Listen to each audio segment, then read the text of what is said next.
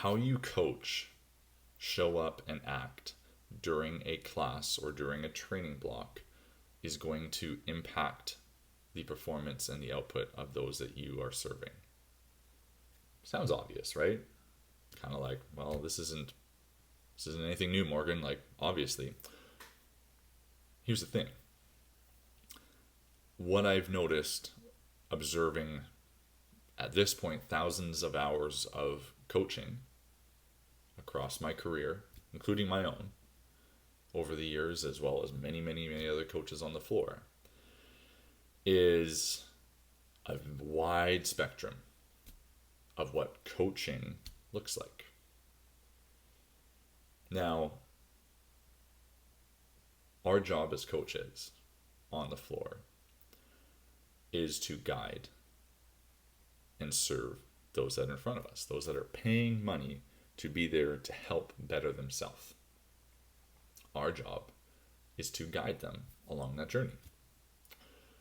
And in order to guide them effectively, I believe that there are a few standard things when it comes to coaching on the floor during a training block, a class, whatever you're coaching, even personal training session, whatever it is.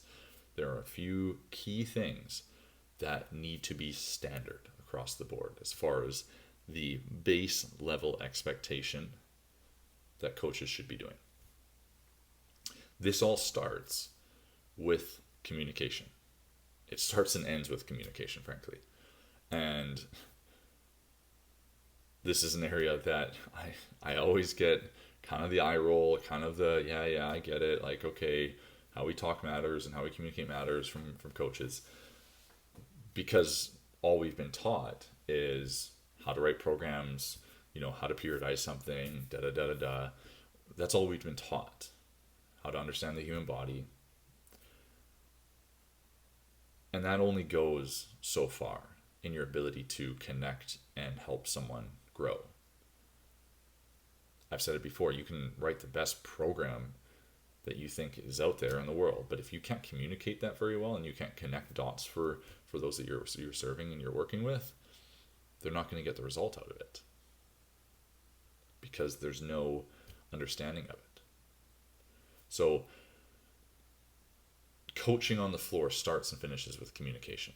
So what does communication mean? What does that mean to communicate on the floor? First and foremost, it means that there shouldn't be gaps of silence. One of my biggest pet peeves is gaps of silence on the floor. Now, this doesn't mean that I think there should be always noise and you should just be always talking. No. What that means is your job during that, let's call it an hour block of time, is to be hyper-focused on guiding the individuals in front of you or that individual in front of you. So there may be moments of silence, but those moments of silence should come after posing a thought or after posing a correction and observing the possible change of output, and then communicating if that changed, what else there could be done. So an example of this, you're observing someone perform a squat. Okay? You communicate to them a couple key points of performance, 1 to 2 things that you want them to just focus on. There's a moment of silence because you're observing what they're doing, and then you communicate again and give feedback based on that. If you're coaching a class, you're communicating outwardly to the class, points of performance, reminders on positions, techniques, and then you're also communicating individually. So again, there's not very many moments of pure silence that aren't because of a direction or an action of, or a cue to take action on something.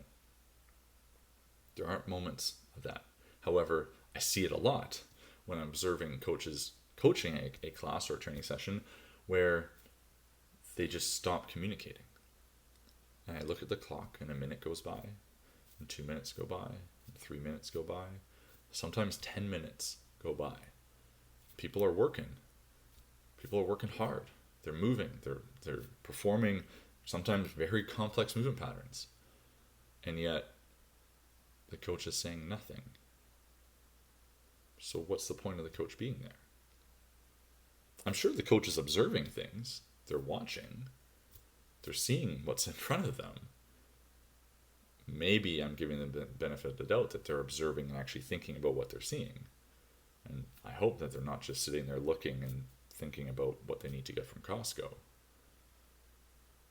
However, there's extended silence. So the standard that I talk about with coaches is that there should be no longer than a minute of silence. And that silence can be broken in a few different ways. General encouragement and feedback. If you're in a group setting, general encouragement and feedback to the group. What you've seen them doing well. General encouragement and feedback for their intensity, their intention, how things are going. That's just sort of like entry level, because your job isn't just to be a cheerleader. So that's why I call it just sort of entry level stuff. There should just be an ongoing general encouragement feedback that way. That's not really what you do as a coach. That's just base entry level, connection. Secondary, and I don't list these as like more important first, second less. It's just secondary is that minute, up to a minute of silence can be broken with intentional specific feedback to the group, if you're doing group, on a point of performance. Hey guys, on this next set, I want all of us to think about doing this, right? On this next set, I want you all to try this. See what happens. I used this a lot when I was coaching groups in that, let's just say squatting, right? Typical points of performance that everyone thinks about with squatting is like foot position, midline, punch up into the bar. We're going to use those three. But there's some nuances to that we can also play with. And that's what I like to pull out in communication. Because again, my job as their coach is to guide them and to educate them. Help them continue to grow. So instead of just reiterating the same things, points of performance wise, I want to challenge them a little bit. And so I communicate something like, hey everyone, on this next set, I want you to try to look up with your eyes when you're driving up out of the bottom of that squat. Let me know how that feels. Now, something different. They try it and they go, oh, that felt easier. Why was that? Now I can communicate more and give them more education and give them some understanding of their body. But again, I'm not letting there be silence for longer than a minute. After that happens, after I give them that feedback, they try it again, and sure, there might be silence because I'm letting them sink into that. I'm letting them feel that. I'm letting them observe what's happening. But then I'm breaking that silence with education, with feedback, with guidance. A third way that we can break silence is with posing questions. Okay, and this happens individually or as a group. But posing questions. Right? One of my biggest guidance pieces for coaches is to ask more questions to those that they serve. Right? We like to educate, we like to talk as coaches, and we like to tell people about stuff. But asking more questions is going to get you far further in understanding how that person works and functions and how to connect with them than just telling them a whole bunch of information. So ask more questions. Even if it's as simple as like, do you feel that here? Right? Or how does that feel? I know some people don't like that question, but it opens the door. It's a question that allows you to open the door to have a deeper dialogue.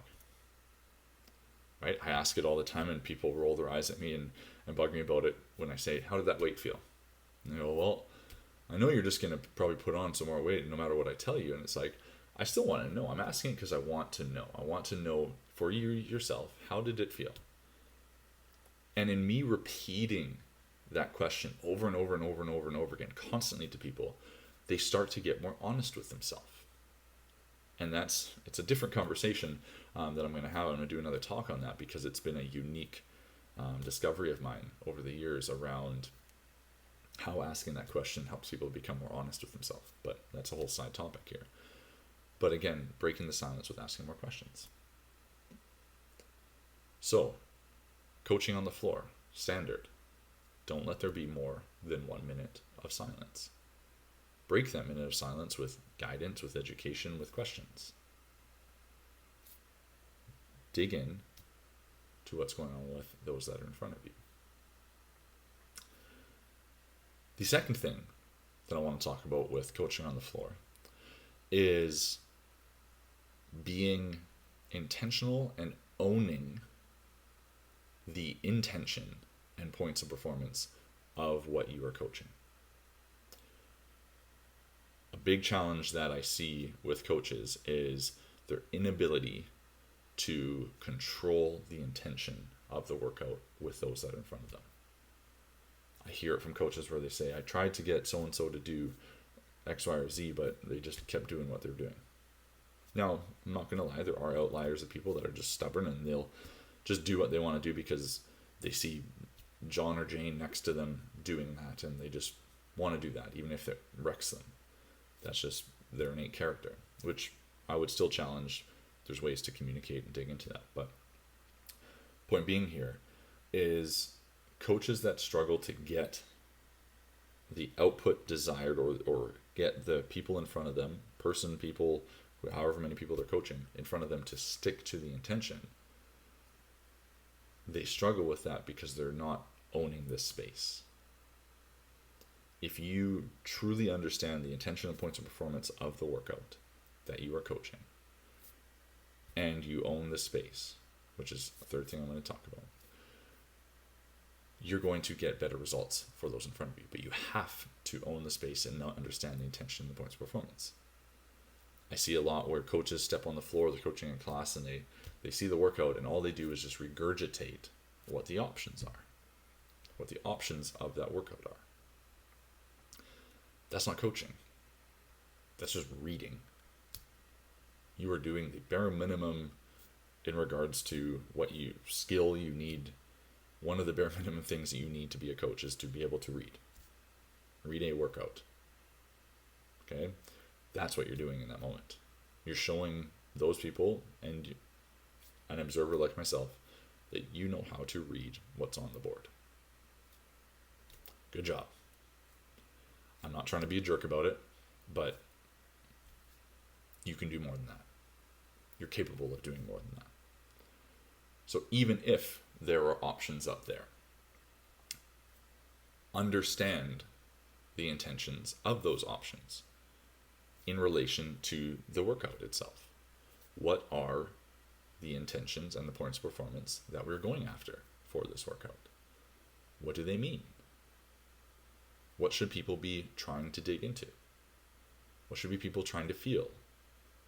Should it be feeling like failure? Should it be feeling like 70%? Should it be, a calm, collected, continuous movement, right? Sustained effort? What should it be? Should you be able to go unbroken on this thing and have to break up that thing? Like, what is that intention? Should you be able to control the load down to a certain depth and then strongly push back up? Or should it be powerful and quick? Like, what is the intention?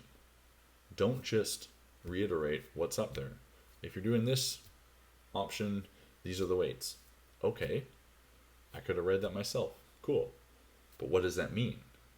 What should I be able to do with those weights, with those movements? So you need to understand the intention and points of performance very well in order to then own the space. And owning the space on the floor, owning that environment, stems from how you show up on that floor. And I want to end the conversation here today around showing up on the floor, your presence. Because this is where you can win or lose with clients, with members that are in front of you. If you show up on the floor timid, closed off, uncommunicative, and energetically dull, let's just say, you're not going to be able to impact and guide effectively on the floor.